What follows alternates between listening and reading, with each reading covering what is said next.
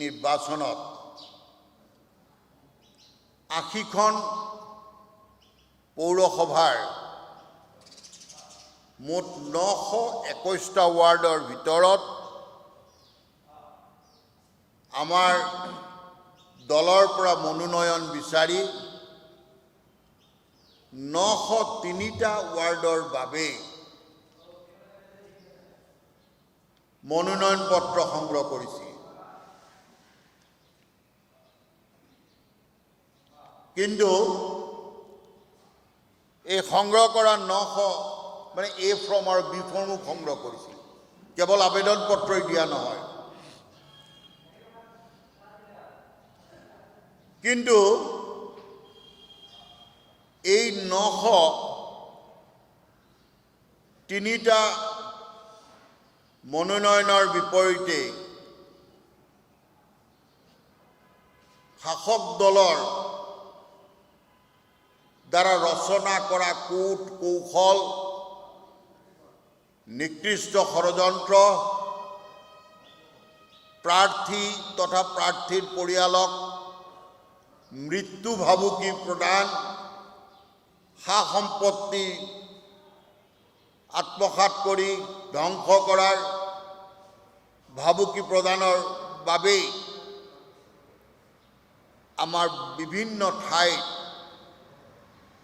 ভাৰতীয় জাতীয় কংগ্ৰেছ দলৰ প্ৰাৰ্থীসকলে মনোনয়ন পত্ৰ দাখিলৰ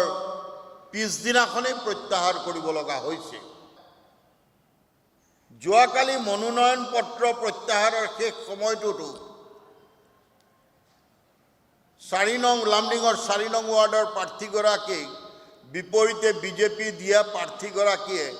নিজৰ মনোনয়ন প্ৰত্যাহাৰ কৰি বিজয়ী হোৱা কংগ্ৰেছ প্ৰাৰ্থীগৰাকীক তাৰ পৰা বলপূৰ্বক উঠাই নি বিজেপি দলত যোগদান কৰাই দিয়ে। আন নালাগে লামডিং বিজেপি মণ্ডলৰ সাধাৰণ সম্পাদক হৈ থকা বিধায়কৰ ভাতৃ, তেওঁ অৱশ্যে চিণ্ডিকেট মাষ্টাৰ বুলি চবেই জানে, পাপু মিশ্ৰ বুলি তেওঁ বেছি পৰিচিত, ইমানেই বিজেপি জনপ্ৰিয় যে তেওঁ বিজেপি প্ৰাৰ্থী থকাৰ পিছতো নিজৰ ৱাৰ্ডত নিৰ্দলীয় হিচাপে মনোনয়ন পত্ৰ দাখিল কৰিছে। আনহে নালাগে মাননীয় মুখ্যমন্ত্ৰীৰ গৃহ সমষ্টি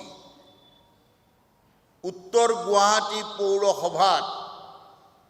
কংগ্ৰেছ দলৰ পৰা প্ৰায় ৭ৰ পৰা ৮ গৰাকী প্ৰাৰ্থীয়ে